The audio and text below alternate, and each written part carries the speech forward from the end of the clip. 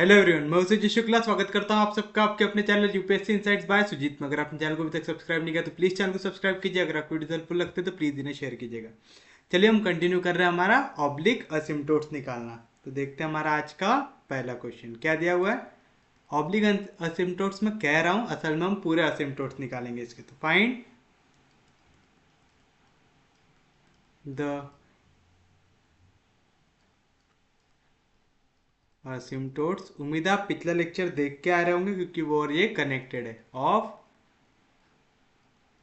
The curve, क्या curve दिया हुआ है आपको, X cube plus Y cube is equal to 3ax Y. ऐसा आपको दिया हुआ है क्वेश्चन।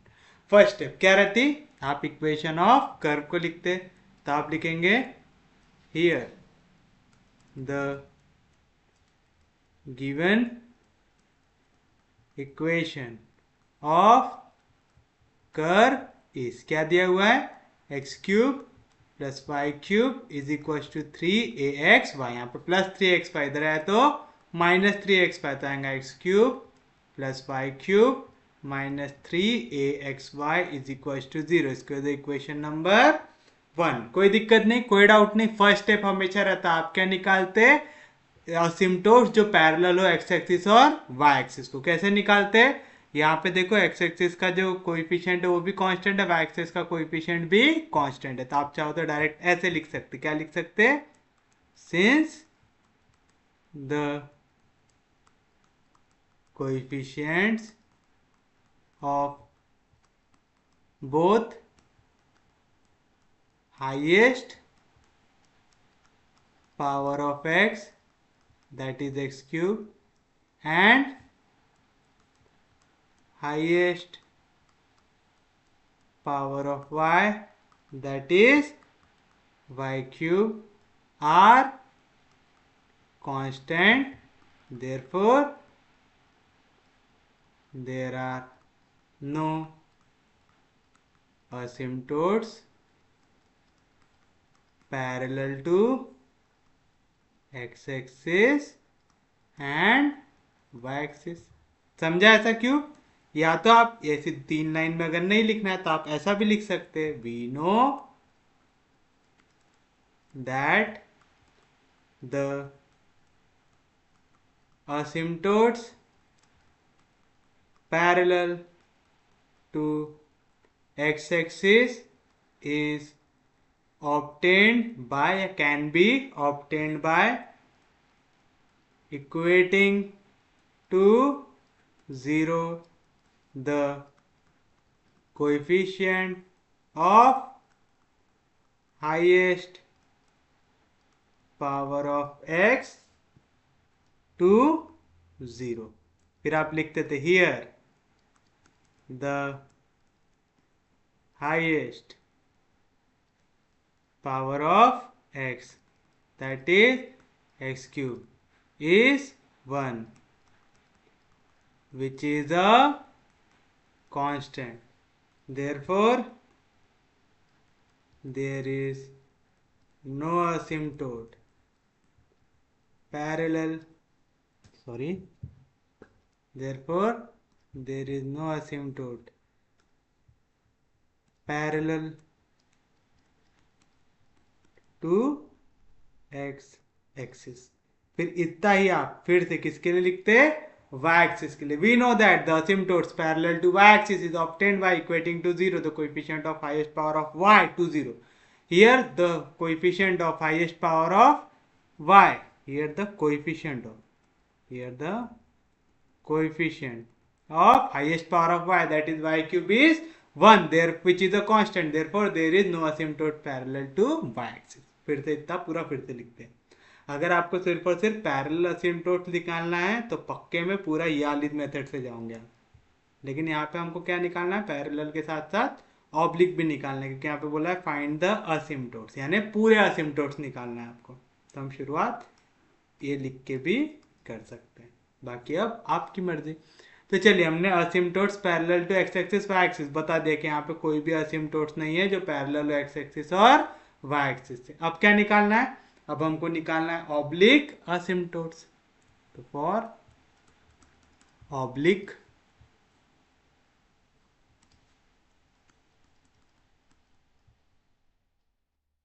असिम्प्टोट्स। क्या बताया था मास्टर ने? आपको सब्स्टिट्यूट करना पड़ता है। क्या?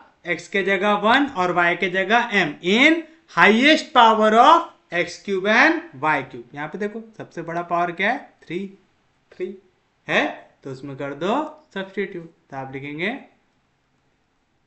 सब्स्टिट्यूट या put x equals to 1 and y equals to m in highest degree terms of equation 1 and it is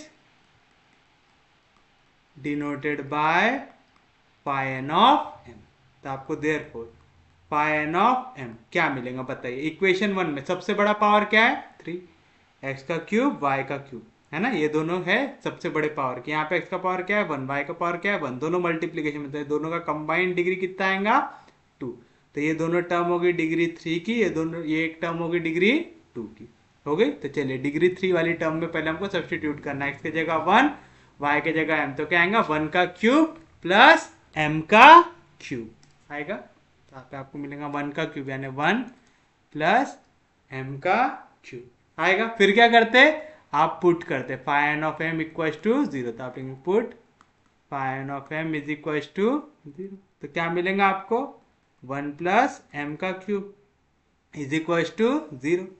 1 को ही आप क्या लिख सकते हैं? 1 का क्यूब। काय का फॉर्मूला लगेगा? a cube plus b cube. क्या रहता? a प्लस बी यानी 1 प्लस m, a स्क्वायर यानी m square minus A B यानी m इंटू 1 यानी m plus 1 is equal to 0 आएगा। समझा कौन सा फॉर्मूला है ये? a cube plus b cube क्या रहता? a plus b into A square minus A B plus B square रहता। कोई भी दिक्कत, कोई भी डाउट? पक्के में समझा? सच में समझा? बताइए अब क्या मिलेगा? Therefore 1 plus m is equal to 0 या तो m square minus m plus 1 is equal to 0। दो वैल्यूज का मल्टीप्लीकेशन 0 तो ये वैल्यू 0 होंगी या तो ये वैल्यू 0 होंगी। आता है ऐसा? अब आप एक चीज बताइए, m square minus m plus 0, इसके आप रूट निकाल सकते हैं। कैसे रूट देता है ये? इमेजिनरी। यहाँ पे a की वैल्यू क्या होगी इसके लिए? 1, b की वैल्यू होगी माइनस 1, c की वैल्यू हो गई 1। रूट क्या रहता? Minus B plus minus under root of B square minus 4ac upon 2a।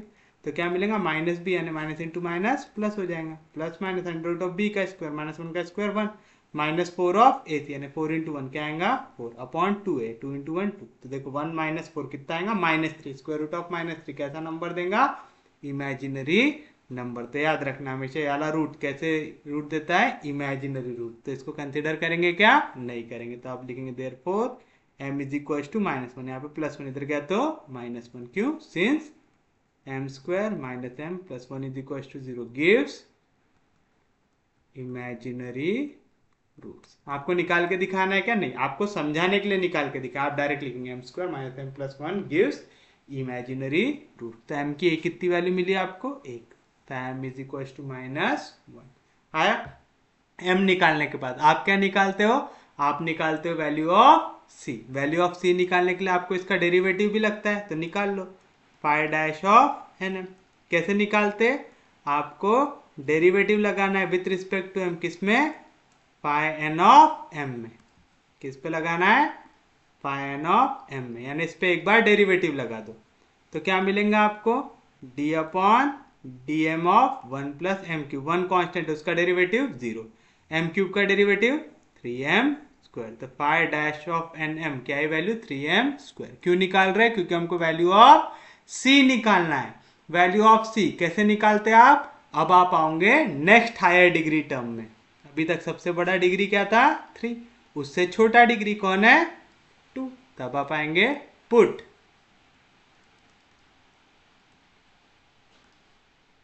x is equals to 1 and y equal to m in next highest degree terms of equation 1 and it is denoted by, पिछले वाले को हमने दिखाया था पाई N से, ये उससे next highest है यानी इससे जस्ट छोटा है यानी -1 ऑफ एम। तो क्या आएगा आपका therefore pi of n - 1 of m। क्या आएंगी वैल्यू आपको ये सेकेंड डिग्री वाले टर्म में क्या करना है, जहां जहां पे x उसकी जगह 1 रखना है, y की जगह m रखना है। तो क्या आएगा -3a × 1 × m। तो क्या आएगा -3am। क्या है वैल्यू -3am। कैसे आई समझा, वहां पे क्या टर्म थी -3axy, तो है -3a, x की जगह हमने वैल्यू रखी 1, y की जगह वैल्यू रखी m, तो क्या मिलेगा -3am। आया कोई भी दिक्कत, कोई भी doubt? And we know that, क्या मालूम है आपको, सी क्या रहता -pi of n - 1 of m upon pi dash of n m। आती वैल्यू तो आएगा पाई n - 1 ऑफ m, क्या है value -3am divide by pi dash of N M, क्या है value pi dash of N M, अभी आपने निकाला क्या था 3m², तो आ गया 3m², minus minus cancel, 3 cancel, एक m कैंसिल, तो क्या बची वैल्यू a अपॉन m। हमारे पास m की वैल्यू है क्या, हाँ जी है, m की वैल्यू क्या है -1, तो since m equal to -1 therefore c की वैल्यू क्या आएंगी a/m यानी a अपॉन -1 यानी c की वैल्यू आ गई -1। आ गई, कोई भी दिक्कत, कोई भी डाउट? तो बताओ असिम्प्टोट की इक्वेशन क्या आएंगी, the asymptote is given by, कैसे लिखते, y is equal to mx plus c, therefore the equation of asymptote is, क्या आएगा y is equal to m की वैल्यू क्या है हमारी -1, तो आएगा -1 × x यानी -x प्लस c की वैल्यू -x, दैट इज, इसको आप रीअरेंज करके लिख सकते, कैसा, यहाँ पे -x इधर जाएगा तो +x, तो आएगा x plus y plus a is equal to 0। तो this is the final answer. कितने असिम्प्टोट निकले इसके, सिर्फ और सिर्फ एक। समझा, पक्के में समझा, सच में समझा?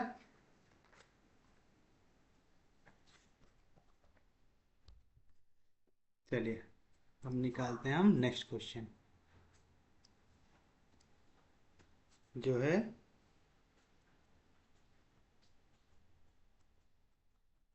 Find all the asymptotes of the curve y cube minus x square y minus 2xy square plus 2x cube minus 7xy plus 3y square plus 2x square plus 2x plus 3y plus 1 is equal to 0। इसके लिए आपको क्या निकालना है, असिम्प्टोट्स निकालना है। First step, आप सबसे पहले लिखोगे इक्वेशन ऑफ गिवन कर्व, तो आप लिखेंगे द इक्वेशन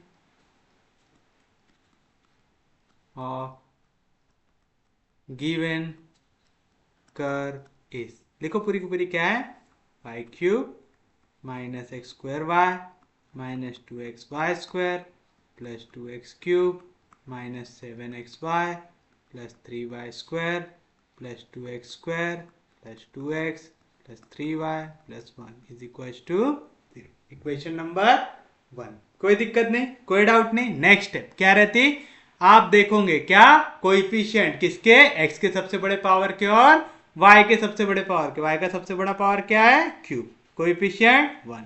x का सबसे बड़ा पावर क्या है, क्यूब, उसका कोएफिशिएंट 2, दोनों के दोनों कैसे हैं, कांस्टेंट। तो आप चाहो तो एक लाइन में आंसर लिख सकते, क्या लिख सकते, since the coefficients of highest power term of x, that is x cube, and y, that is y cube, are x का कोएफिशिएंट 2 and y का coefficient 1, which are constant. Therefore, there are no asymptotes parallel to x-axis and y-axis. समझा? पक्के में समझा? सच में समझा? आप चाहो तो डायरेक्ट ऐसा भी लिख सकते हैं, since the coefficient of highest power term of, या तो हाईएस्ट डिग्री टर्म लिख लो, हाईएस्ट डिग्री टर्म लिख लो, ज्यादा अच्छा लगेगा ये सुनने में. The coefficient of highest degree term of x, that is x cube, and y, that is y cube, are constant. Direct ऐसा भी लिख सकते हैं. Therefore, there are no asymptotes parallel to x-axis and y-axis. समझा? अब क्या निकालना है आपको? ऑब्लिक असिम्प्टोट्स. ऑब्लिक असिम्प्टोट्स निकालने के लिए क्या करना? सबसे पहले देखना पावर वाली टर्म. यहाँ पे y का क्यूब है, डिग्री कितनी हो गई? 3. यहाँ पे x का पावर 2, y का पावर 1, 2 + 1 कितना हो गया डिग्री? 3. x का पावर 1, y का पावर 2, डिग्री कितना हो गया? 3. x का क्यूब, डिग्री कितना हो गया? 3. पूरी की पूरी टर्म है डिग्री 3 की. x का पावर 1, y का पावर 1, डिग्री कितना हो गया? y का स्क्वायर, डिग्री कितना हो गया? 2. x का स्क्वायर, डिग्री कितना हो गया? 2. और यहाँ पे देखो 2x 3y, यानी वाली वैल्यू कितनी होगी? डिग्री 1 की. हमको सिर्फ ये 2 डिग्री वाली टर्म की मतलब रहता है ना, क्योंकि एक इससे हम निकालते वैल्यू ऑफ m, और ये दोनों को यूज करके हम निकालते वैल्यू ऑफ c. चलो क्या करते हैं? फॉर ऑब्लिक असिम्प्टोट्स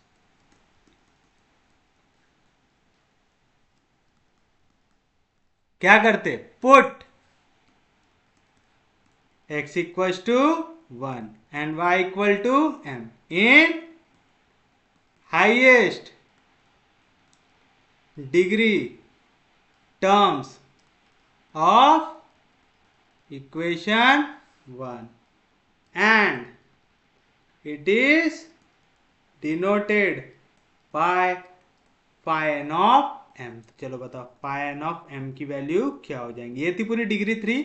यहाँ पे जहां पे y दिखा उसके जगह m रखो, जहां पे x दिखा उसके जगह 1 रखो, तो y का क्यूब, यानी आ जाएगा m का cube minus x square y, x की वैल्यू 1, 1 का square 1, 1 into Y, sorry 1 into m, minus 2 into X के जगह 1, y के जगह m, तो आएगा m का स्क्वायर, तो आएगा 2m स्क्वायर प्लस 2x का क्यूब, x के जगह 1 रखो तो आ जाएगा 2. आएगा?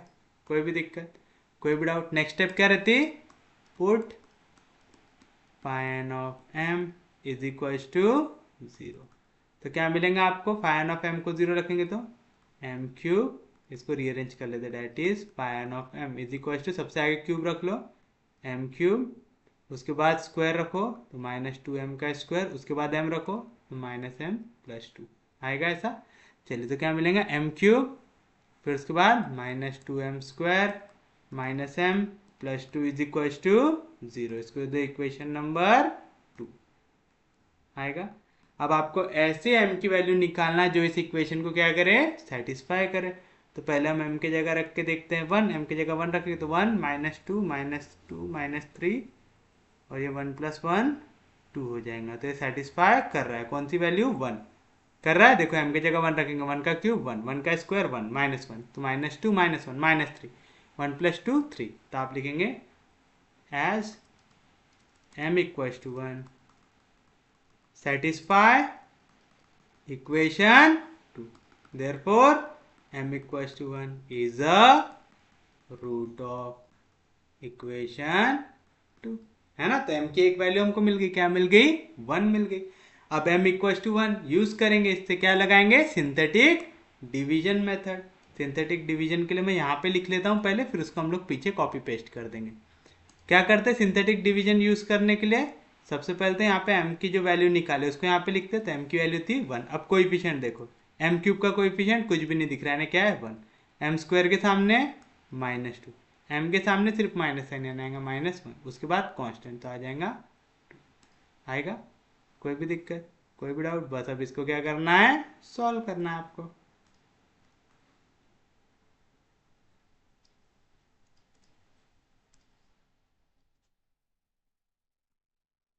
चलिए बताइए क्या मिलेगा।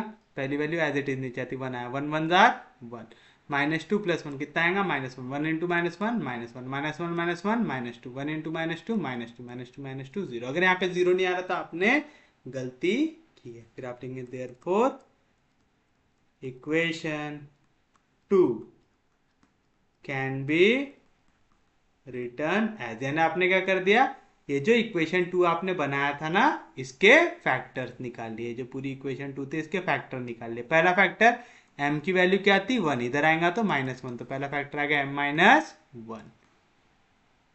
Equation two can be written as, यहाँ पे क्या वैल्यू थी, वन, इसको सब्ट्रैक्ट करके लिख देता आएगा m माइनस वन इंटू, ये वैल्यू हो गई कांस्टेंट, ये m का पावर वन, ये m का पावर टू, तो वन इंटू m का power two, m square, minus one into m minus m, और माइनस टू होता है कांस्टेंट, तो minus two is equal to zero. अब इसके भी फैक्टर बना लो, वन इंटू माइनस टू क्या आएगा, माइनस टू, माइनस टू के ऐसे फैक्टर जिनके बीच में माइनस वन का फर्क हो, तो इसको लिख सकते हो minus two one jar, minus two into one कितना आएगा, माइनस टू, और माइनस टू प्लस वन कितना आएगा, माइनस वन आएगा। तो चलिए बताइए क्या मिलेगा आपको, m minus one into m minus two m plus one is equal to zero. ये समझा ना, m square minus m minus two equal to zero था, फिर मैंने एम स्क्वायर जैसा था वैसा मैंने माइनस एम की जगह रखूंगा minus two m plus m minus two is equal to zero. यहाँ से कुछ कॉमन निकल रहा है, एम निकल रहा, तो क्या बचेगा, एम माइनस टू, यहाँ से कुछ कॉमन निकल रहा, प्लस वन निकल रहा, तो क्या बचेगा, m minus two is equal to zero. यहाँ से क्या कॉमन निकल रहा, एम माइनस टू, तो क्या बचेगा, m plus one is equal to zero. आगे आप चाहो तो ऐसा पूरा यहाँ पे मेंशन कर सकते, मैंने थोड़ा एक स्टेप पे किया। तो चलिए बताइए क्या मिलेगा आपको, देयरफॉर तीन वैल्यू का मल्टीप्लीकेशन जीरो, तो एम माइनस वन इक्वल होगा जीरो से, एम माइनस टू इक्वल होगा जीरो से, एम प्लस वन इक्वल होगा जीरो से। तो बताओ एम की वैल्यू क्या आएंगी, यहाँ पे माइनस वन इधर गया तो प्लस वन, यहाँ पे माइनस टू इधर गया तो प्लस टू, यहाँ पे प्लस वन इधर गया तो माइनस वन। एम की कितनी वैल्यू मिली आपको, तीन वैल्यू मिली, तो आपको सी भी कितने मिलेंगे, तीन मिलेंगे। चलिए बताइए कैसे निकालेंगे, next step, put x equals to 1 and y equal to 1 and y equal to m in next highest degree term of equation 1। और उसको कैसे डिनोट करते हैं, and it is denoted by phi n minus one of m। तो बताओ phi n minus one of m क्या मिलेगा। अब आपको next degree term, next degree term कौन सी है, जो पावर टू वाली है, ये पूरी टर्म कैसी है, जिनका डिग्री कितना आ रहा है, टू आ रहा है, आ रहा है। अब आपको यहाँ पे वैल्यूज को करना है, सब्सटीट्यूट करना है, सॉरी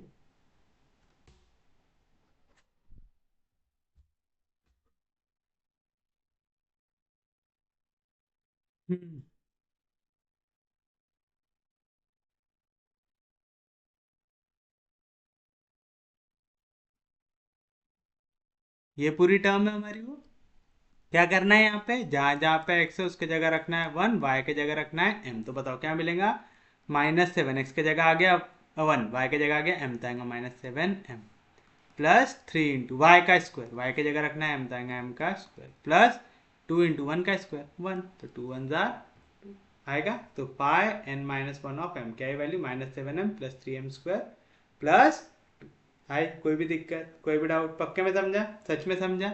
अब एक और चीज लगती है हमको, और क्या चीज लगती, हमको लगता है phi dash n of m, chi की वैल्यू लगती, phi dash n of m की, ये क्या रहता, d upon D M of phi n of m, यानी आप फाई एन ऑफ एम को डिफ्रेंशिएट करो विथ रिस्पेक्ट टू एम, तो आपको क्या मिल जाएगा, phi dash n of m, यानी डी अपॉन डी एम लगाना है किस पे, इक्वेशन नंबर टू पे। ये पूरी वैल्यू आई थी हमारी, है ना, फाई एन ऑफ एम, ये पूरी वैल्यू आई थी हमारी, इस पे हमको क्या लगाना है, डेरिवेटिव लगाना है।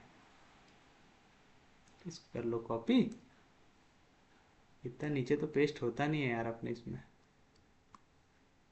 देखते हैं कहाँ तक लेके आ सकते हैं अपन वाली वैल्यू।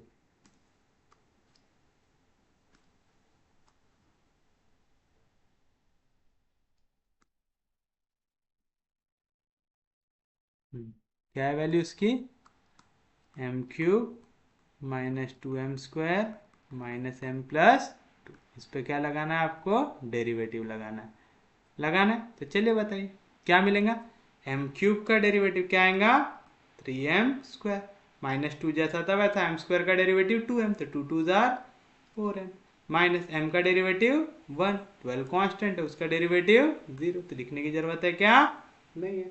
तो आपके पास पाई एन ऑफ m की भी वैल्यू है, पाई एन डैश ऑफ n की भी वैल्यू है, एंड वी नो दैट, क्या मालूम है आपको, c की वैल्यू रहती minus pi n minus 1 of m upon pi dash n of m। तो बताओ क्या आएगा, minus pi n minus 1 of m, pi n minus 1 of m की वैल्यू क्या है 3, minus 7m plus 3m² plus 2 divide by 3m² minus 4m, 3m² minus 4m plus 1, minus 1 sorry भैया, plus minus देखना आगे पीछे के चक्कर में गलत हो जाएगा, नहीं तो माइनस 1 आएगा। कोई भी दिक्कत, कोई भी डाउट, तो ये हो गया हमारे लिए काय की वैल्यू, हमारी सी की वैल्यू। आगे बस अब आपको क्या करना है, m की वैल्यू रखो और c की वैल्यू निकालो।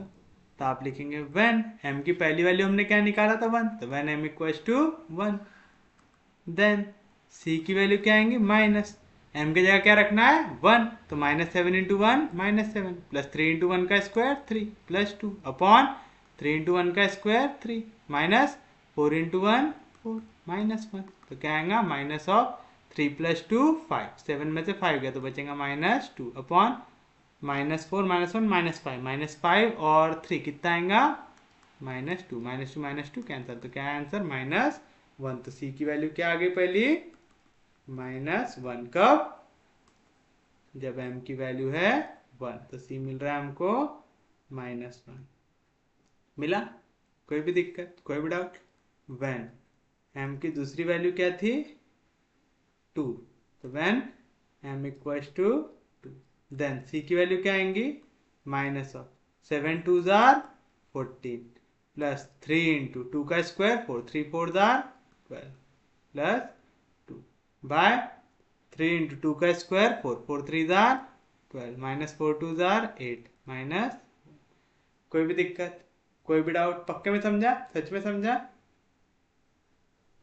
तो चलिए क्या मिलेगा 12 प्लस 4, इसका तो न्यूमरेटर 0 आ जा रहा, तो सी की वैल्यू क्या आ जाएंगी 0, कोई भी दिक्कत, कोई भी डाउट। और लास्ट वैल्यू क्या है, when m equals to minus 1, then c की वैल्यू क्या आएंगी minus of minus 1 into minus क्या आएगा प्लस 7, माइनस 1 का स्क्वायर प्लस 1 और 3 1 जार 3 प्लस 2 अपॉन 3 इंटू माइनस 1 का square plus 1 minus into minus plus 4 1 जार 4 माइनस 1, तो क्या आएंगी value 7 plus 3 10 10 plus 2 12 by 3 plus 3 6 6 2 जार 12, तो सी की वैल्यू क्या आ जाएंगी तब इन 2 आ जाएंगी, देयरफॉर c इक्वल्स टू 2। आप लिखेंगे the equation of asymptotes is given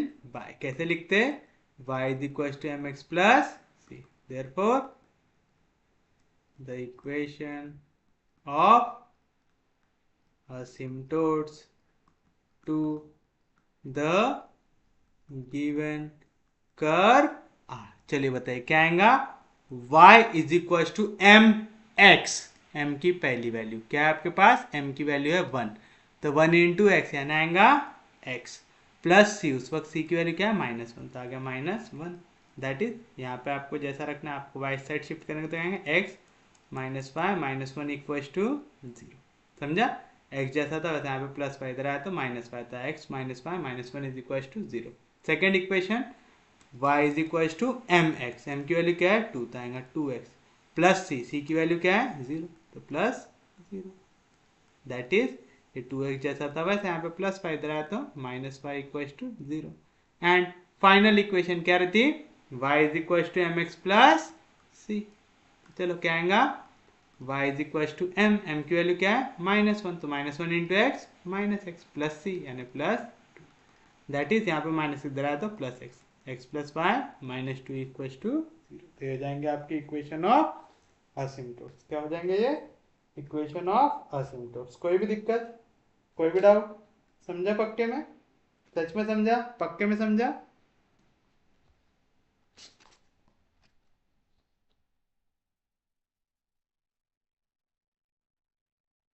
okay एक मिनट, यहाँ पे हम माइनस साइन भूल गए, सी इज इक्वल टू माइनस, यहाँ पे कौन सा साइन आएगा माइनस, तो हो जाएगा -2, सी की वैल्यू आएंगे यहाँ पे -2, तो इधर साइड जब आएंगे वैल्यू तो क्या हो जाएगा +2। तो आएगा क्या आएंगे equation, y is equal to x minus 1, y equal to 2x plus 0, y is equal to -x, y equal to -x -2 आएगा। तो this will be your final answer. कोई भी दिक्कत, कोई भी डाउट, पक्के में समझा, सच में समझा?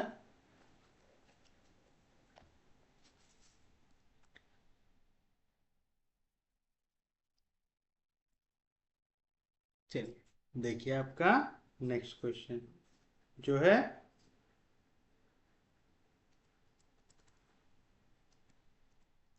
Show that the asymptotes of x square y square minus a square x square plus y square minus a cube x plus y plus a to the power 4 is equals to 0 form a square through two of whose vertices the curve passes। देखो क्या कह रहा है question, आपको दिखाना है ये जो इक्वेशन दी हुई है आपको, ये पूरी की पूरी जो इक्वेशन दी हुई है ये क्या फॉर्म करता है, पागल कर डाले यार मच्छर, सॉरी, ये क्या फॉर्म करता है एक स्क्वायर, यानी इसके जो भी असिम्प्टोट्स होंगे वो क्या फॉर्म करेंगे, स्क्वायर फॉर्म करेंगे। साथ साथ आपको ये दिखाना है इनके जो वर्टाइसेस है इनसे कर्व पास होंगे, यानी असिम्प्टोट जहां पे भी जाके इंटरसेक्ट हो रहे होंगे वो इंटरसेक्ट होने के बाद वो स्क्वायर बन रहा है, वो स्क्वायर की जो वर्टाइसेस है उससे ये कर्व होना चाहिए। तो चलिए शुरुआत कैसे करेंगे, आप लिखोगे इक्वेशन ऑफ कर्व, तो सॉल्यूशन के लिए आप लिखेंगे the equation of given curve is, और चाहे होता है ऐसा भी लिख सकते हो, the given curve is direct लिख के, तो क्या आएगा x square y square minus a square x square plus y square minus a cube x plus y plus a का पावर 4 इक्वल टू 0 आएगा। ऐसा कोई भी दिक्कत, कोई भी डाउट, आप चाहो तो इनको सेपरेट कर लो, या तो इसी को दे दो इक्वेशन नंबर 1, इसको जहाँ पे सेपरेट करना रहेगा वहाँ पे करेंगे। तो इक्वेशन नंबर 1, देखो x का सबसे बड़ा पावर क्या है 2 है, y का सबसे बड़ा पावर क्या है, इनके कोएफिशिएंट आपको 0 दिख रहे हैं क्या, कांस्टेंट दिख रहे हैं क्या, नहीं दिख रहे, यानी यहाँ पे asymptotes parallel to x axis y axis आएगा क्या, हाँ जी आएगा। तो आप लिखेंगे equation 1 can be written as, किस तरीके से, आप पहले देखो x का स्क्वायर कहाँ पे दिख रहा है, यहाँ पे भी दिख रहा है और यहाँ पे भी दिख रहा है, तो आप क्या करो एक्स स्क्वायर को निकाल लो कॉमन, अगर मैं एक्स स्क्वायर को कॉमन निकालता हूँ तो यहाँ पे क्या बचेगा वाई स्क्वायर, कौन सा साइन माइनस, क्या है कोएफिशिएंट ए स्क्वायर, तो आएगा Y square minus a square x square minus a square y square minus a cube x minus a cube Y plus a का पावर 4 इक्वल टू 0। समझा? मैंने minus a square को अंदर लेके गया तो मिलेगा minus a square x square minus a square y square. फिर ए स्क्वायर एक्स स्क्वायर में से मैंने यहाँ से एक्स स्क्वायर को निकाला कॉमन तो मिला Y square minus a square मिला। तो ये हो गया मेरा एक्स का हाईएस्ट डिग्री टर्म और ये हो गया उसका coefficient and we know that. क्या मालूम है आपको? The asymptotes parallel to x-axis can be obtained by equating to 0 the coefficient of highest power of x provided it is not a constant। यहां पे क्या है? here the coefficient of highest power लिखना, degree लिखो, ठीक है? Highest degree, वैसे power भी लिखे तो कोई दिक्कत नहीं रहता बट डिग्री ज्यादा सही term. The coefficient of highest degree term of x that is x square is, पता एक्स स्क्वायर का कोएफिशिएंट क्या है? Y square minus a square. तो इसको डाल दो इक्वल टू 0 तो आपको क्या मिल जाएगा? इक्वेशन। तो आपको मिलेगा y square minus a square equal to 0। यहाँ पे माइनस ए स्क्वायर इधर गया तो plus a square, taking square root y की वैल्यू क्या मिलेंगी? Plus minus a. ये क्या हो गया? Are the required asymptotes parallel to x axis। आएगा? कोई भी दिक्कत, कोई भी डाउट? अब इक्वेशन 1 को करो रीअरेंज। किस तरीके से? कि y के सबसे बड़ा पावर एक साथ आ जाता है। आप लिखेंगे equation 1 can be written as, किस तरीके से? y का सबसे बड़ा पावर एक साथ चाहिए तो यहाँ से वाई स्क्वायर को और यहाँ से वाई स्क्वायर को निकाल लो कॉमन। तो चलिए वाई स्क्वायर को मैंने निकाल लिया कॉमन, वाई स्क्वायर को कॉमन निकाला। यहाँ पे उसका कोएफिशिएंट क्या था? एक्स स्क्वायर, तो आ गया x square.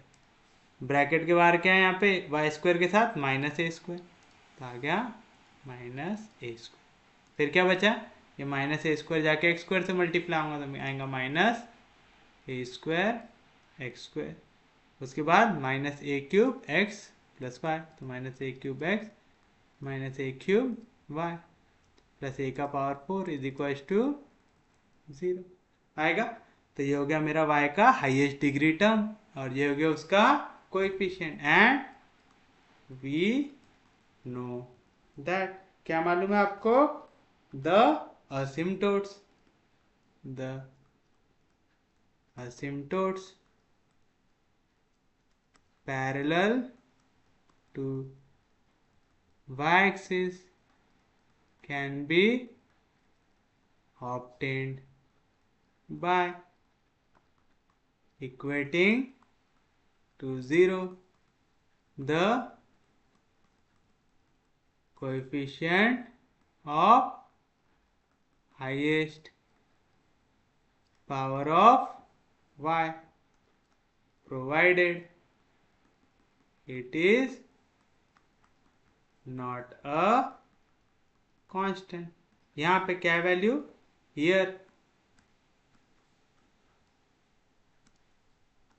here the coefficient of highest, फिर से highest degree, here the coefficient of highest degree term of y that is y square is क्या आएगा? X square minus a square. तो इसको इक्वल ले लो 0 से तो आपको मिलेगा therefore x square minus a square equal to 0। यहाँ पे माइनस ए स्क्वायर इधर गया तो plus a square, taking square root x की वैल्यू क्या आएंगी? Plus minus a. तो आपने देखा आपने 4 असिम्पटोट्स निकाले, कौन कौन से? एक है जो y के टर्म्स में है, जो था प्लस माइनस ए। फिर आपने निकाले x के टर्म्स में, जो आया x is equal to plus minus a. तो ये क्या फॉर्म करेंगे, एक स्क्वायर। क्यों, देख लो, बना के देख लो, मास्टर की बात पे यकीन नहीं है तो। चलिए, ये हो गया हमारे लिए हमारी y एक्सिस, ये हो गया हमारे लिए हमारी x एक्सिस। पहली लाइन हम क्या बोल रहे हैं, x is equal to a. X is equal to a कहीं पे यहां से पास होंगी पैरेलल टू y एक्सिस होगी। उसके बाद क्या है, x equal to minus a, तो x इक्वल टू ए इस साइड है, तो x equal to minus a same distance पे इस साइड होंगी, है ना। ये कितना हो गया, x equal to minus A.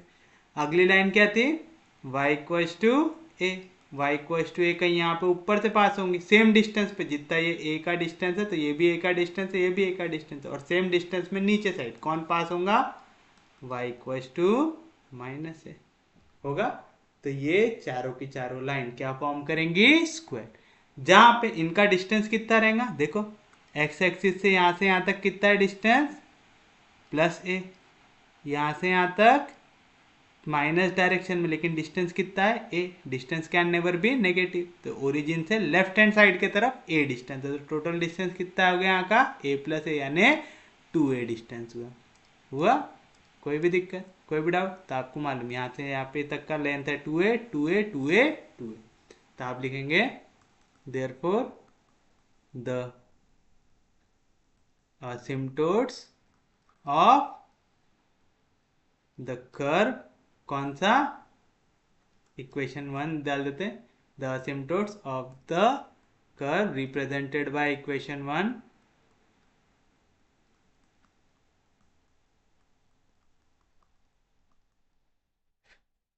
Are क्या क्या आएगा, x equal to plus minus a and y equal to plus minus a. ये क्या फॉर्म करता, विच फॉर्म्स अ स्क्वायर। क्यों कर रहा, समझ रहा ना, स्क्वायर, क्योंकि सब लाइनों के बीच का डिस्टेंस सेम है। तो ये जो x इक्वल टू ए वाली लाइन है, ये वाली इन सब का जो लेंथ है वो कितना आ जाएगा, 2a। क्यों, y नीचे से लेके ऊपर तक a डिस्टेंस, नीचे से लेके ऊपर तक a डिस्टेंस, तो a plus A total distance ये दोनों लाइन के बीच का कितना हो गया, 2a। सेम चीज माइनस ए से लेके ओरिजिन तक का डिस्टेंस a, ओरिजिन से लेके x इज इक्वल टू ए तक का डिस्टेंस a प्लस ए, तो वाला डिस्टेंस भी कितना हो गया, 2a। तो हर एक साइड कितना है उसका, 2a का, तो फॉर्म्स है स्क्वायर विथ साइड लेंथ, समझा पक्के में। तो चलो अब हम निकालेंगे पॉइंट ऑफ इंटरसेक्शन, क्योंकि हमको पता है ना इसकी जो वर्टाइसेस है वो क्या फॉर्म करती है, एक सॉरी वो जो वर्टाइसेस है वहां से क्या पास होता है, आपका कर्व पास होता है। तो चलो मैं वर्टाइसेस को नाम देता हूँ, इसको देता हूँ ए, इसको दे देता हूँ बी, इसको दे देता हूँ सी, इसको दे देता हूँ डी। तो चलो ए किन किन के इंटरसेक्ट होने से बन रहा है, x equal to a and y equal to a से। तो आप लिखेंगे the line x equal to a and y equal to a intersects at point a, जिसका x कोऑर्डिनेट क्या लिखे आपने a, y कोऑर्डिनेट क्या लिखे a, तो इसका कोऑर्डिनेट क्या आ जाएगा a, a, क्योंकि x की वैल्यू a दी हुई है, y की वैल्यू a दी हुई है। आराम से आ गया। तो b का बताओ, अब तो आप होशियार बच्चे हो, यहाँ पे b के लिए x की वैल्यू क्या है a, y की वैल्यू क्या है माइनस है, पर लिखना पड़ेगा the line x equal to a and y equal to minus है इंटरसेक्ट्स एट, कौन से पॉइंट पे बोला मैंने, b। क्या आ जाएंगे कोऑर्डिनेट a, माइनस है आएंगे। अरे समझ रहा है, बाउंसर तो नहीं जा रहा किसी को भी। तो चलो बताओ c के कोऑर्डिनेट बताओ, c कौन कौन से दो के इंटरसेक्ट होने से बन रहा है, c के लिए पहला जो कर्व इंटरसेक्ट हो रहा है वो है y की वैल्यू माइनस है, x की वैल्यू माइनस है, तो आएगा पॉइंट c माइनस है। और d के लिए देखो, d किन के इंटरसेक्ट होने से बन रहा है, x इक्वल टू माइनस है, तो x की वैल्यू आ गई माइनस है, y इक्वल टू a, तो y की वैल्यू आ गई a। तो लिख लो द लाइन्स कौन कौन सी है, पहली x इक्वल टू माइनस है and y equal to minus है, x इक्वल टू माइनस है and y equal to minus है इंटरसेक्ट्स एट, कौन सा पॉइंट लिखा मैंने, c, minus a comma minus a and the lines कौन कौन सी, x equals to minus a and y equals to a intersects at कौन सा पॉइंट लिखा, D। इसका कोऑर्डिनेट क्या आएगा, माइनस ए कमा ए। समझा, कोई भी दिक्कत, कोई भी डाउट? तो आपको मिल गया हर एक जो आपका बन रहा था यहाँ पे स्क्वायर, उसके हर एक वर्टाइसेस आपने निकाल लिया। अब आपको देखना है इसमें से कौन सी वर्टाइसेस से आपका कर्व पास होता है। हमको क्या प्रूव करना है यहाँ पे, हमको प्रूव करना है कि इनमें से कोई तो भी दो ऐसी वर्टाइसेस है जिनसे ये कर्व पास होता है। अब आपको एक चीज मालूम है, कर्व अगर कोई पॉइंट से पास होता है तो उस पॉइंट ने इक्वेशन ऑफ कर्व को क्या करना चाहिए, सेटिस्फाई करना चाहिए। अरे याद है पक्के में, अगर कोई पॉइंट सेटिस्फाई करता है तभी आपका कर्व उस पॉइंट से पास होता है। अगर मैं बोलता हूँ 0 0 इस पॉइंट को सेटिस्फाई करता है तो x की वैल्यू 0 और y की वैल्यू 0 डालने के बाद आंसर क्या आना चाहिए, 0। तभी मैं बोल सकता हूँ कि इक्वेशन ऑफ कर्व को सेटिस्फाई करता है करके पॉइंट कर्व पे है। समझा, पक्के में समझा? तो अपन लोग लिखेंगे we know that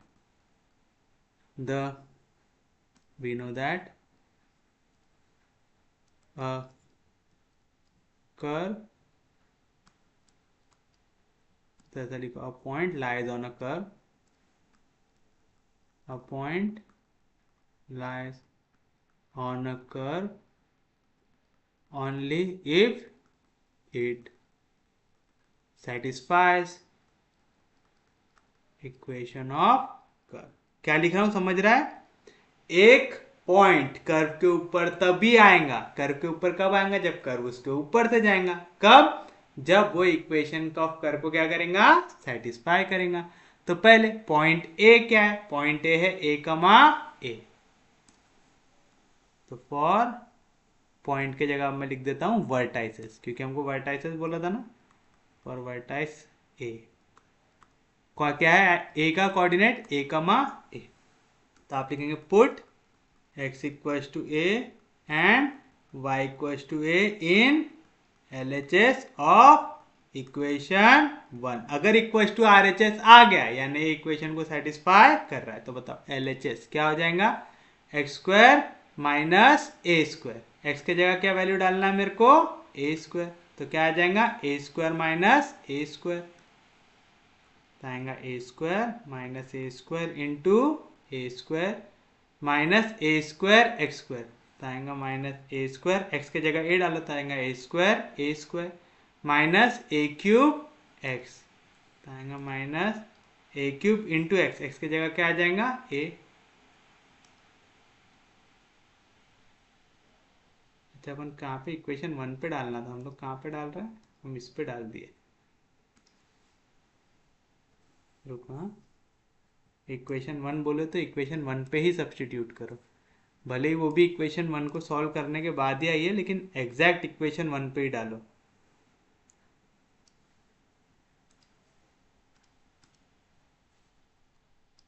चलो इक्वेशन 1 को हम लेके आए थे हमारे नज़रों के सामने।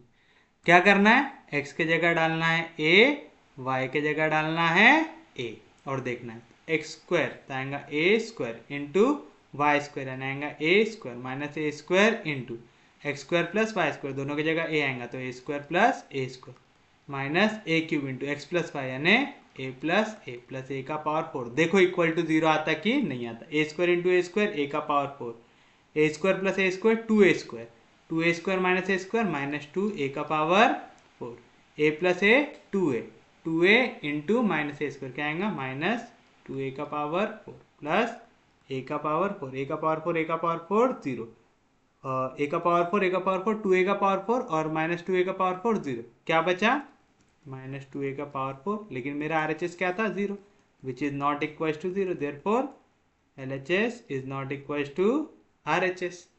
LHS और RHS इक्वल आ रहा है क्या, नहीं आ रहा, तो आपका कर्व को सेटिस्फाई कर रहा है क्या, ये नहीं कर रहा। तो आप लिखेंगे therefore the given curve does not pass through point A। अब किसकी बारी आएंगी, पॉइंट बी की बारी। ये इक्वेशन फिर से लिखना है क्या? नहीं लिखना। For point B, point B क्या है? कहां गया भाई बी? ए कमा माइनस है। क्या है पॉइंट बी आपका? ए कमा माइनस है। तो फॉर पॉइंट के जगह वर्टेक्स लिख लो। फॉर वर्टेक्स बी जो है ए कमा माइनस है। क्या करना है आपको? वैल्यूज को कर दो substitute. Put x equals to a and y equals to minus a in LHS of equation 1। बताओ LHS क्या मिलेगा? x के जगह a, y के जगह माइनस ए, तो a का स्क्वायर माइनस a का square a square minus a square into x square a का square a square plus y का स्क्वायर, y की वैल्यू माइनस a का square b plus a square minus a cube into a plus y। तो x की जगह value क्या आएगा? a plus y की जगह माइनस ए प्लस ए का पावर 4। देखो जीरो आता कि नहीं आता। ए का पावर स्क्वायर इंटू ए का पावर स्क्वायर, ए का power 4, a square plus a square 2 A square, 2 into minus a square minus 2 ए का power 4 minus a cube into ए में से ए गया तो बचेगा 0 प्लस ए का पावर 4। क्या मिला? ए का पावर 4 प्लस ए का पावर 4, 2 ए का पावर 4, 2 ए के पावर में से 2 ए का पावर 4 गया तो 0, ए क्यूब इंटू 0 0। क्या आ गया आंसर? 0। और यही क्या उसका? RHS। तो is equal to RHS, therefore LHS is equals to RHS, therefore the given curve, therefore the given curve passes through vertex B। इसका कोऑर्डिनेट है a कमा माइनस। समझा? मेरे को ये सेटिस्फाई कर रहा है, बार बार लिखने की जरूरत है क्या? नहीं। करके मैंने वी नो दैट में पहले चिपका दिया। वो we know that a point lies on a curve only if it satisfies equation of curve. तो सेटिस्फाई करेगा तो ही वो पॉइंट लाई करेगा। चलो आ गया हमारा, कोई दिक्कत नहीं, कोई डाउट नहीं। सेम चीज अब किसके लिए करोगे? वर्टेक्स सी के लिए।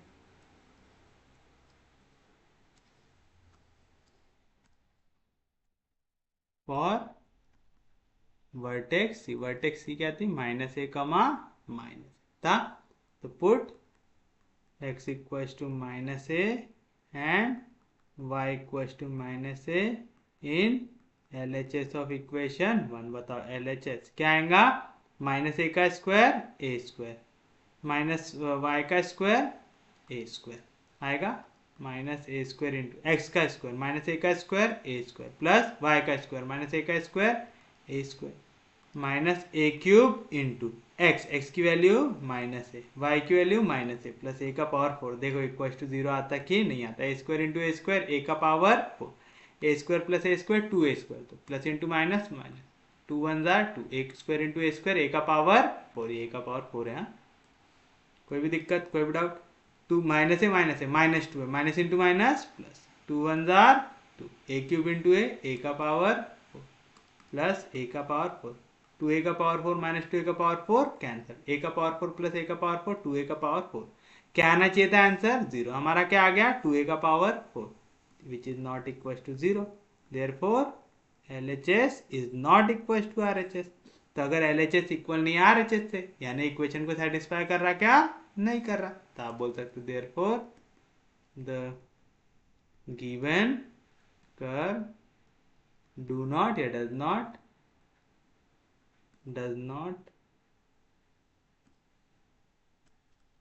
passes through पॉइंट या तो वर्टेक्स, कौन सी वर्टेक्स है हमारी?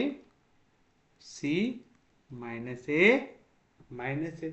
अब हमारे 3 वर्टेक्स हमने चेक किया, सिर्फ और सिर्फ एक से जा रहा है, तो पक्के में चौथी वर्टेक्स से तो जाना ही चाहिए। तो फॉर वर्टेक्स डी क्या थी वैल्यू? x की वैल्यू माइनस ए, y की वैल्यू क्या मिलेगा आपको? Put x equals to minus a and y equals to a in LHS of equation 1। यार ये यहाँ पे चिपका गया है, ये वाली लाइन मत लिखना, मैं बार बार बता रहा हूँ। Put x equal to minus a y equal to a in L H S of equation 1, तो क्या मिलेगा L H S equal to x के जगह रखो माइनस ए का स्क्वायर ए स्क्वायर, वाई के जगह रखो ए तो आएगा ए का square minus a square into x का स्क्वायर माइनस ए का square a square plus y का square a square minus A into X के जगह माइनस ए प्लस वाई के जगह ए प्लस ए का पावर 4। देखो इक्वल टू 0 आता कि नहीं आता, a square into A square a का power 4 a plus A 2 A plus into minus minus 2 A square into A square a का पावर 4 ए का पावर 4 है minus a cube into plus A minus A cancel तो आ गया 0 plus a का power 4 ए का power 4 plus a का power 4 2 ए का power 4 2 ए का पावर 4 में से 2 ए का पावर 4 गया तो क्या आएगा आंसर 0। यही क्या आपका R H S, therefore L H S is equal to R H S. अगर एल एच एस इक्वल है आर एच एस यानी इक्वेशन को सेटिस्फाई कर रहा है, इक्वेशन को सेटिस्फाई करेगा तो ये वर्टेक्स लाया करेगा किस पे, आपके कर्व पे। तो आप लिखेंगे therefore the curve the given curve, therefore the given curve passes through point कौन सा D माइनस ए कमा ए। डू नॉट पासेस थ्रू अच्छा नहीं लग रहा, डज नॉट पास थ्रू लिख दो,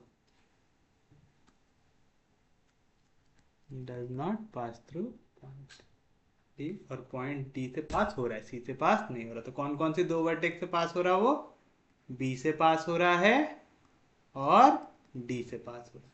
तो आप लिख दो final answer, therefore final answer क्या आपका the given curve passes through two vertices of the square that is B and D, और उनके कोऑर्डिनेट लिख दो।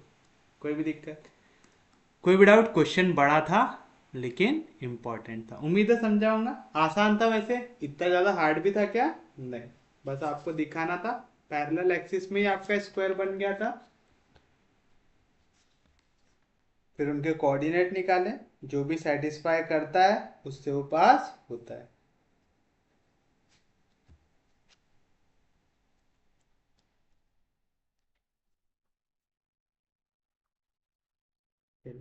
नेक्स्ट क्वेश्चन जो है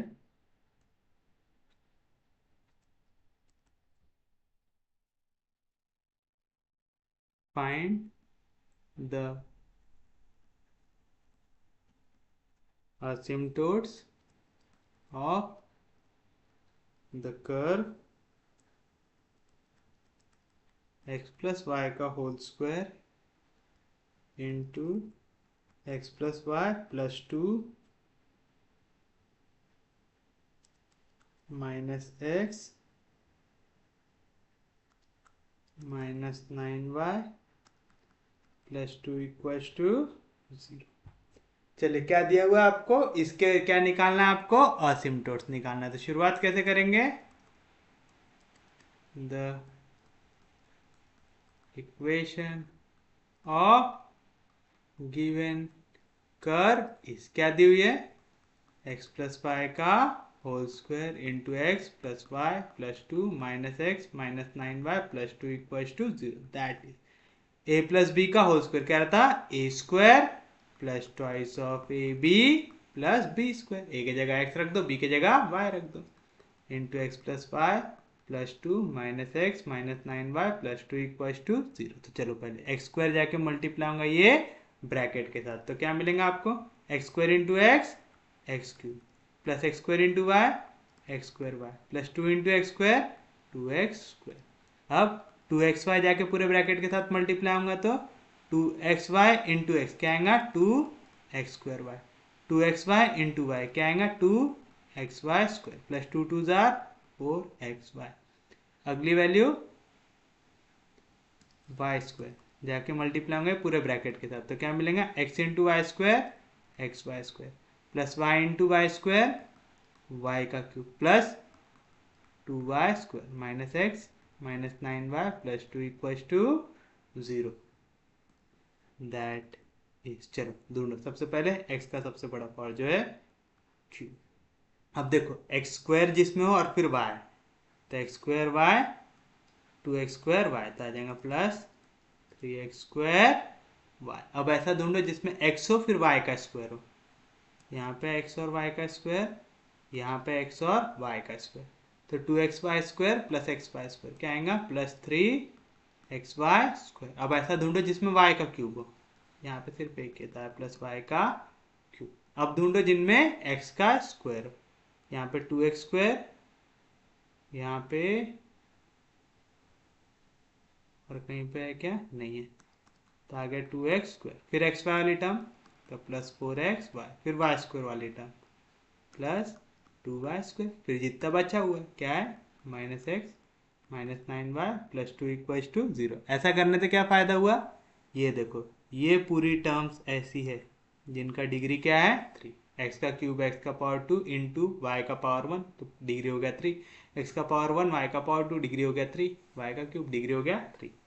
उसके बाद जितनी टर्म्स है उनका डिग्री है 2 और आखिर में डिग्री 1 वाली टर्म। लिखे, कोई भी दिक्कत, कोई भी डाउट, इसको दे दो इक्वेशन नंबर 1 है। कोएफिशिएंट्स x के सबसे बड़ी डिग्री का क्या है 1, y की सबसे बड़ी डिग्री का क्या है 1, यानी इसके कोई भी पैरेलल असिम्प्टोट्स आएंगे क्या कोऑर्डिनेट एक्सिस को, नहीं आएंगे।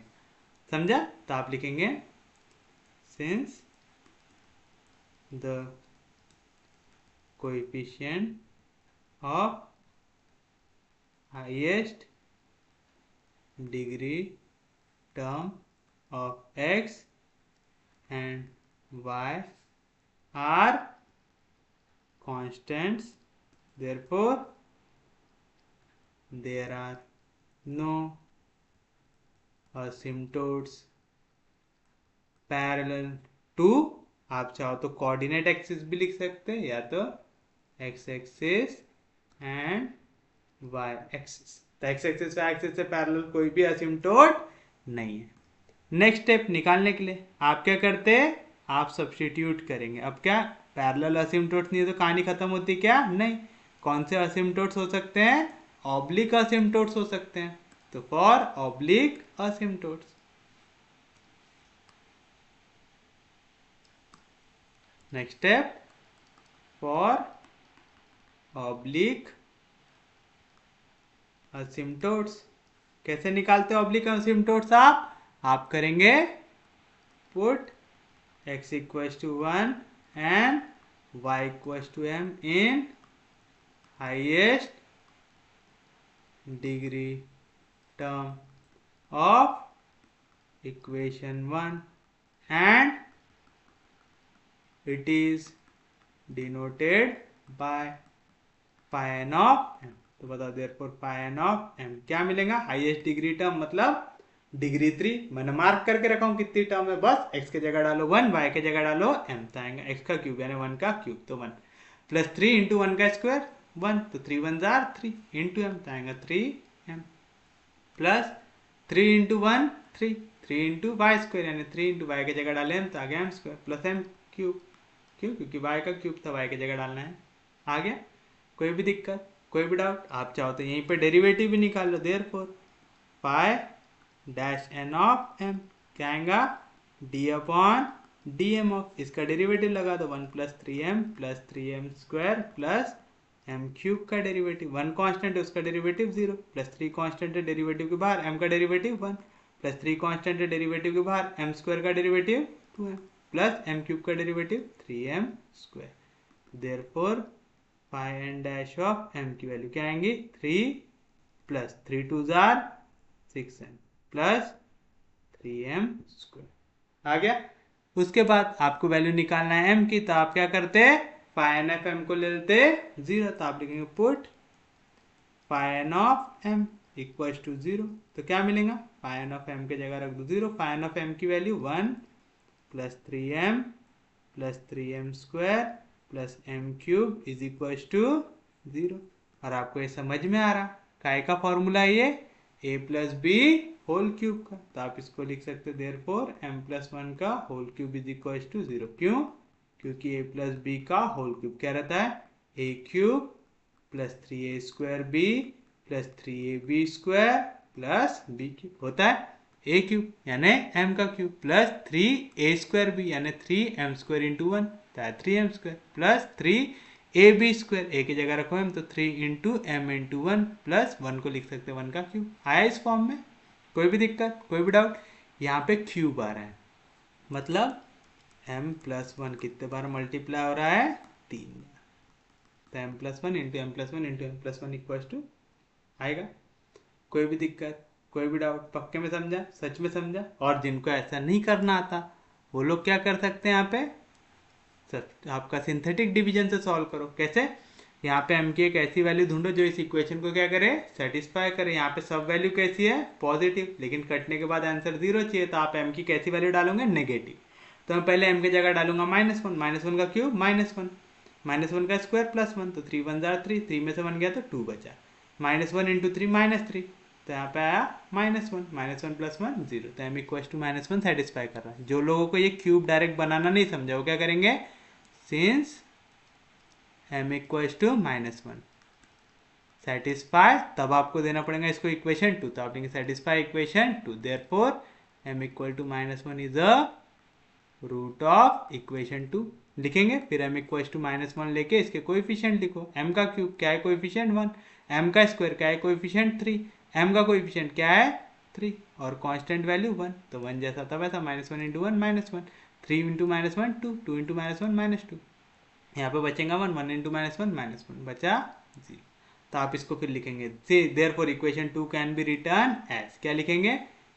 m यहाँ पे माइनस में इधर आया तो +1 इंटू, ये पहले स्क्वायर की वैल्यू आएगा m² + 2m + 1 = 0। ये तो आप समझ रहे हैं, a² + 2ab + b² का आएगा फॉर्मूला, a + b का होल स्क्वायर, तो आएगा m + 1 × m + 1 का होल स्क्वायर = 0 आएगा। दोनों सिनेरियो में सेम आंसर आता है, आपको जैसा सही लगे वो करो।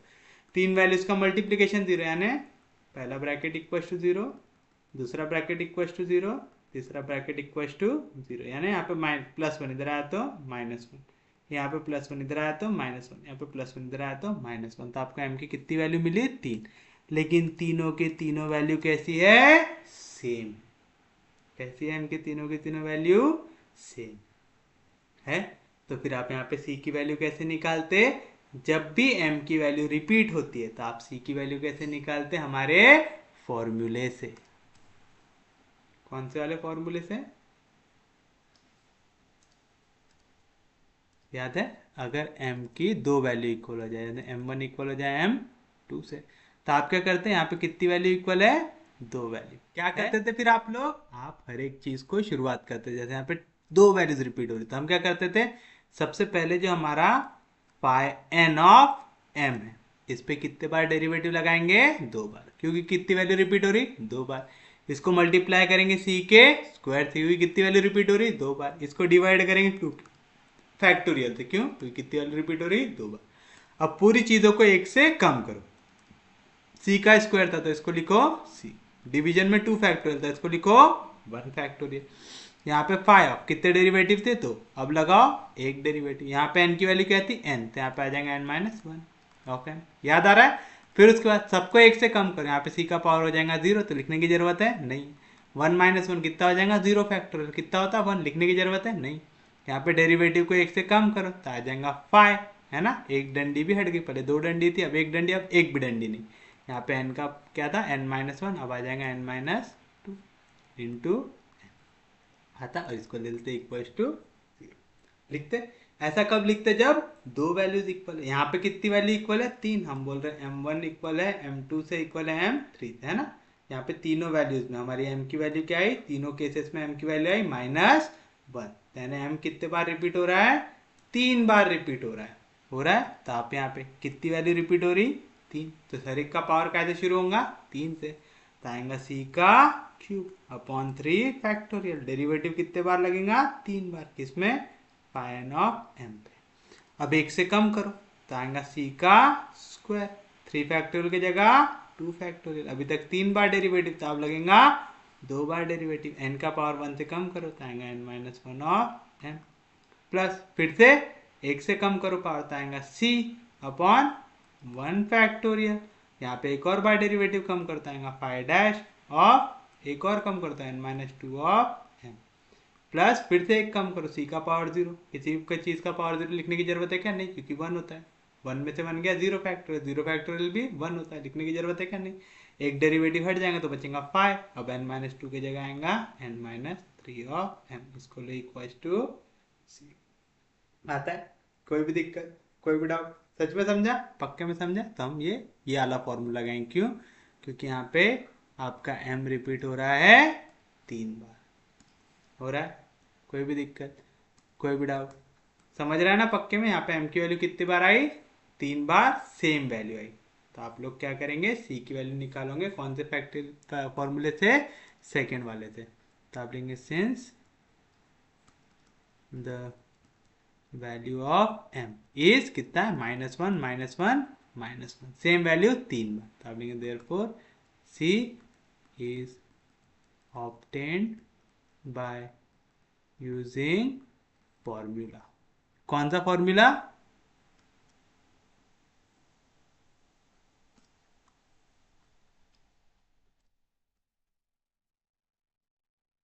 कौन सा फॉर्मूला? 3 बार वैल्यू रिपीट हो रही तो क्या आएगा? c³ 3 φn of m। कितने बार डेरिवेटिव लगेगा? 3 बार। आया? प्लस अब 3 से घटाओ 2 बार तो आएगा c²/2 फाइ 2 बार डेरिवेटिव के जगह 3 बार की जगह 2 बार m, n की वैल्यू अभी तक थी n, तब एक बार कम होंगी तो आएंगे n-1। और एक कम करो तो c का पावर 1, तो c का पावर 1 को ही क्या लिख सकते हैं? c पावर 1 लिखने की जरूरत है क्या? नहीं। Divide by 1 factorial phi of, एक बार और डेरिवेटिव करेंगे तो डैश ऑफ m, n की वैल्यू क्या आ जाएंगी? n-2।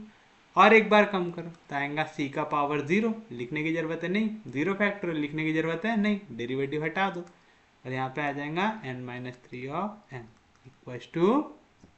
अब इसके लिए हमको ये वैल्यू भी चाहिए, ये वैल्यू भी चाहिए, ये वैल्यू भी चाहिए, ये वैल्यू भी चाहिए। हमारे पास काय की वैल्यू है? φn ऑफ m की होंगी। अच्छा, हमने φn डैश ऑफ m निकाल दिए थे, है ना? लेकिन अब हमारा सिर्फ φn डैश ऑफ m से काम चलेगा क्या? नहीं, हमको कितने बार डेरिवेटिव चाहिए उसका? 3 बार। तो इसको दे दो एक आधी इक्वेशन। इसको मैं अभी वाली मेथड से तो मैंने नहीं किया हूँ, है ना? मैंने तो डायरेक्ट वाली मेथड से किया हूँ, तो मेरे लिए इक्वेशन 2 अभी तक यूज नहीं हुई है। लेकिन फिर भी मैं इक्वेशन ए दे देता हूँ ताकि झंझट ही ना हो। किसी ने वो वाली मेथड लगाई हो चाहे नहीं लगाई हो, वो ए पे डायरेक्ट सब्सटीट्यूट कर सकते हो। तो φ'(n ऑफ m) क्या आएगा? d/dm of φ'(n of m), यानी वाली वैल्यू पे एक बार और डेरिवेटिव, है ना? φn ऑफ m में पहले बार डेरिवेटिव लगाया तो φ'(n ऑफ m), इस पे एक और बार डेरिवेटिव लगा दो। अब डायरेक्ट लगा रहा हूँ, ठीक है? 3 का डेरिवेटिव 0, 6 इंटू m, तो m का डेरिवेटिव 1, तो 6 × 6 प्लस 3 कॉन्स्टेंट है डेरिवेटिव के बाहर, m² का डेरिवेटिव 2m, तो 3 2 6 आएगा। एक और बार डेरिवेटिव लगा तो φ'(n डैश ऑफ m) क्या आएगा? तीसरे बार डेरिवेटिव लगा इस पे, तो चलो डायरेक्ट लगा दो। ये वाली वैल्यू पे 6 का डेरिवेटिव 0, फिर उसके बाद 6 कांस्टेंट है डेरिवेटिव के बाहर, m का डेरिवेटिव 1, तो क्या है? φ'(n) की वैल्यू 6 आई। अब हमको चाहिए n-1 वाली टर्म। तो n-1 वाली टर्म कैसे निकालते हैं? Put x = 1 and y = m in next highest degree term of किसका? इक्वेशन 1। इक्वेशन 1 याद है क्या सबको? तो इक्वेशन 1 हमने कॉपी किए थे क्या? तो यहाँ पे पेस्ट हो जाएंगी शायद।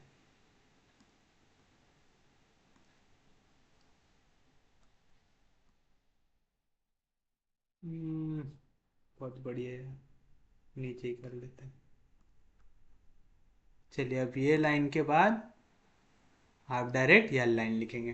क्या करना है? x की जगह 1 डालना है, y की जगह m डालना है। नेक्स्ट हाईएस्ट डिग्री टर्म में, नेक्स्ट हाईएस्ट डिग्री टर्म क्या है? सेकेंड वाली। तो चलो इस पे डालोगे, क्या मिलेगा आपको? And it is denoted bye φn-1 of m। पहला ये रहता है φn ऑफ m, तो ये क्या हो जाएगा? φn-1 of m। इससे पावर 1 वाले, यहाँ पे ऑर्डर 2 था, यहाँ पे ऑर्डर क्या आएगा? 1, तो ये क्या हो जाएंगे? φn-2 ऑफ m, और ये वाला क्या आ जाएगा? φn-3 of m। समझ रहा है किस तरीके से निकालते वैल्यू?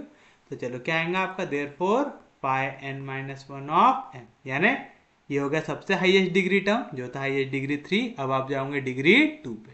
यहाँ पे क्या है 2 एक्स का स्क्वायर, एक्स की जगह 1 रखो, 1 का स्क्वायर 1, तो 2 1 jar 2 plus 4 into x, x की जगह 1 इंटू वाई, वाई की जगह एम, तो आएगा 4 एम प्लस 2 इंटू वाई का स्क्वायर, वाई की जगह रखो एम, तो 2 plus 4m plus 2m square आएगा। अब देखो यहाँ पे फाइव एन माइनस वन वाली जो टर्म है दिख रही है क्या? हाँ जी दिख रही है। उसका कितने बार डेरिवेटिव लगाना है? 2 बार, तो लगा दो।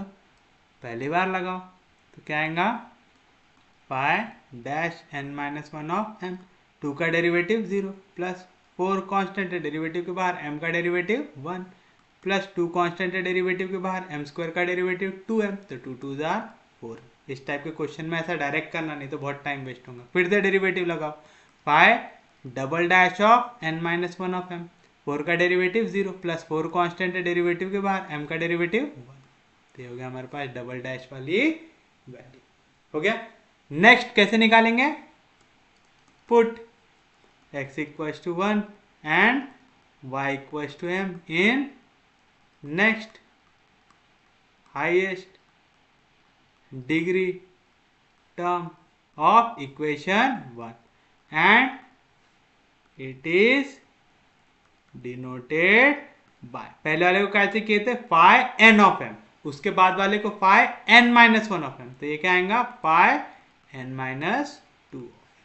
तो बताओ क्या आएगा? Five n minus two of m, क्या आएगा? फाइव एन माइनस टू वाली टर्म, मतलब पहले वाली थी डिग्री 3, अगली वाली डिग्री 2, तो अब देखना है डिग्री 1, यानी जहाँ पे x का पावर 1 हो और y का पावर भी 1 हो। ये दो टर्म है जहाँ पे x का पावर 1 और y का पावर 1 है, क्या मिलेगा?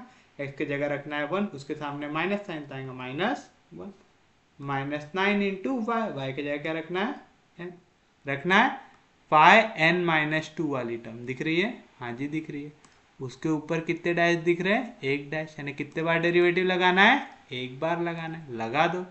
Therefore five dash of n minus two of m, क्या होगा? माइनस 1 का डेरिवेटिव 0, माइनस 9 कॉन्स्टेंट है डेरिवेटिव के बाद, m का derivative with respect to m 1 हो जाएगा, तो हमारे पास फाइव डैश की भी वैल्यू आ गई। नेक्स्ट क्या आएगा? पुट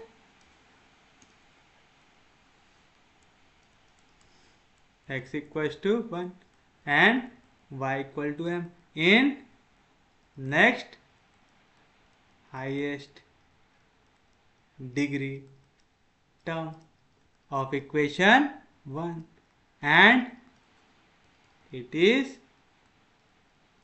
denoted by, कैसे डिनोट करेंगे उसको? देखो पहले वाली टर्म को हमने किया फाइव एन से, उसके बाद वाली को n माइनस वन, उसके बाद वाली को n माइनस टू, तो एक आएंगी n माइनस थ्री, आएगा five n minus three of m, therefore five n minus three of m की वैल्यू क्या आएंगी? अब देखो यार n माइनस थ्री के लिए कौन सी वैल्यू बची? सिर्फ और सिर्फ ये कांस्टेंट वैल्यू है ना। सबसे पहले फाइव एन वाली क्या थी? Degree 3, five n minus one degree 2, five n minus two degree 1, तो फाइव एन माइनस थ्री वाली डिग्री 0, यानी यहाँ पे x का पावर 0 रहना चाहिए, y का पावर 0 रहना चाहिए, यानी x और y की टर्म नहीं रहना चाहिए। ऐसी कौन सी टर्म है? सिर्फ और सिर्फ एक, जिसका आंसर है, तो इसके आंसर क्या आ जाएगा? समझे? कोई भी दिक्कत, कोई भी doubt? Therefore equation A becomes, क्या थी इक्वेशन है? c का क्यूब अपॉन 3 फैक्टोरियल, तो c का क्यूब अपॉन 3 फैक्टोरियल मतलब 3 से शुरू करो 1 तक, तो 3 into 2 into 1 into five N triple dash of m, फाइव N triple dash of m निकाले क्या आपने? हाँ जी निकाले। कितना है? 6, तो मल्टीप्लाई बाय 6 प्लस c का स्क्वायर अपॉन 2 फैक्टोरियल, तो 2 से शुरू करो 1 तक, ध्यान तक आएगा 2 इंटू 1 आया। Five double dash of n minus one, five double dash of n minus one, कितना निकाले? 4, तो आगे वैल्यू 4 प्लस c का पावर 1 अपॉन 1 फैक्टोरियल, 1 फैक्टोरियल कितना होता? 1, उसके बाद फाइव डैश वाली वैल्यू कितनी आई? -9, कितना आएगा इंटू -9 प्लस सी का पावर 0 यानी constant value phi n-3 of m। Phi n-3 of m क्या है 2 इज इक्वल टू 0। तो चलो बताओ क्या मिलेगा 3 2 जार 6 6 6 कैंसिल 2 2 जार 4 तो क्या मिला c cube plus 2c square -9 into c -9c plus 2 equal to 0। Equation number फिर से पावर 3 आ रहा है यानी कौन सी मेथड से सॉल्व करना पड़ेगा सिंथेटिक डिवीजन से। तो कोई वैल्यू देखो जो इसको सेटिस्फाई करो। पहले सी की जगह 1 रखो 1 का क्यूब 1 प्लस 2 3 प्लस 2 5 5 में से 9 गया -4। आंसर आ रहा क्या नहीं आ रहा। तो सी की जगह 2 रख के देखो 2 का क्यूब 8 2 का cube 8 -9 2 jar 18 plus 2 8 plus 8 16 16 plus 2 18 18 में से 18 गया तो 0 आ रहा है यानी सी इक्वल टू 2 इसको सेटिस्फाई कर रहा है। तो आप लिखेंगे since c equal to 2 satisfy equation B, therefore C equals to 2 is a root of equation B है। तो अब लगा दो सिंथेटिक डिवीजन। चलो C की वैल्यू क्या है 2 C क्यूब का कोएफिशिएंट 1 C स्क्वायर का 2 C का -9 और कांस्टेंट 2। पहली वैल्यू एज इट इज आती 2 1 जार 2 2 प्लस 2 4 4 2 जार 8 -9 प्लस 8 कितना आएगा -1 2 इंटू -1 -2 बचा रिमाइंडर 0। अगर रिमाइंडर 0 नहीं आ रहा मतलब आपने कहीं ना कहीं गलती किए हैं। तो आप लेंगे therefore equation b can be written as. चलिए बताइए कैसे लिख सकते हैं। पहला c प्लस 2 इधर आया तो -2 तो आएगा c -2 इंटू ये काय की वैल्यू होती है कांस्टेंट की ये हो जाएगा। अच्छा कांस्टेंट मेरे को पूरा लिखना पड़ेगा क्योंकि यहाँ पे c हम लोगों ने लिखा हुआ है ठीक है। फिर ये हो जाएगा c का पावर 1 ये हो जाएगा c का पावर 2 तो आएगा c square into 1 c square plus 4 into c plus 4c -1 ये वैल्यू है कांस्टेंट इज इक्वल टू 0। कोई भी दिक्कत कोई भी डाउट इसके फैक्टर निकालना है तो 1 इंटू -1 क्या आएगा -1 के ऐसे फैक्टर जिनके बीच का डिफरेंस 4 का डायरेक्ट निकाल सकते क्या नहीं निकाल सकते है ना। तो हम इसको सॉल्व करेंगे तो हम बोल सकते देयरफॉर c -2 की वैल्यू 0 आ सकती c स्क्वायर प्लस 4c -1 की वैल्यू 0 आ सकती। तो चलिए बताइए इसकी वैल्यू क्या आएगा therefore c is equal to यहाँ पे -2 इधर गया तो +2 यहाँ पे c की वैल्यू क्या आ सकती -b यानी -4 plus minus under root of b square 4 का स्क्वायर 16 माइनस याद है फॉर्मूला एक्स की वैल्यू क्या रहती है -b plus minus under root of b square -4ac upon 2a याद है वाला फॉर्मूला। तो चलिए क्या आएगा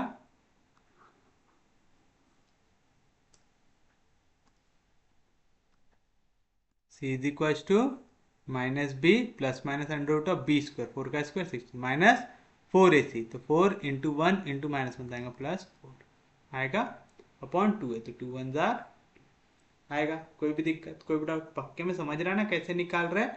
हार्ड नहीं है बस आपको फॉर्मूला याद रखना है। चाहे तो मैं लिख देता हूँ for equation ax square plus b x plus c equal to 0 then आपकी x की वैल्यू आती है -b plus minus under root of b square -4ac upon 2 ये फॉर्मूला याद रखो। यहाँ पे a के जगह वैल्यू है 1 b के जगह वैल्यू है 4 c के जगह वैल्यू है -1 है बस सब्स्टिट्यूट कर दो आपका आ जाएगा आंसर। चलिए अब इसको सॉल्व कर लेते हैं।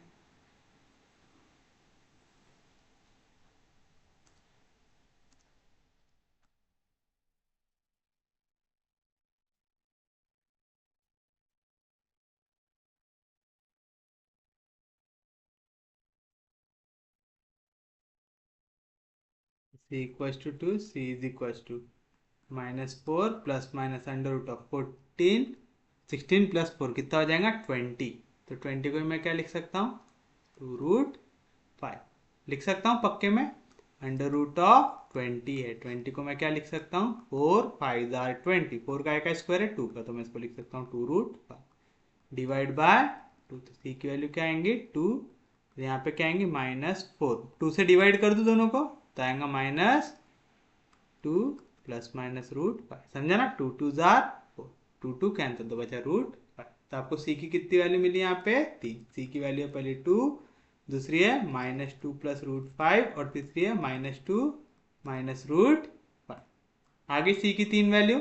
तो चलिए बताइए आपके पास इक्वेशन है क्या? हाँ जी है। क्या लिखते हैं? The equation of asymptotes is given by, किस तरीके से? y is equals to mx plus c. Therefore the required asymptotes है तो इक्वेशन ऑफ asymptotes ऐसा लिखो पहले, रिक्वायर्ड asymptotes फाइनल आंसर में लिखना। therefore the equation of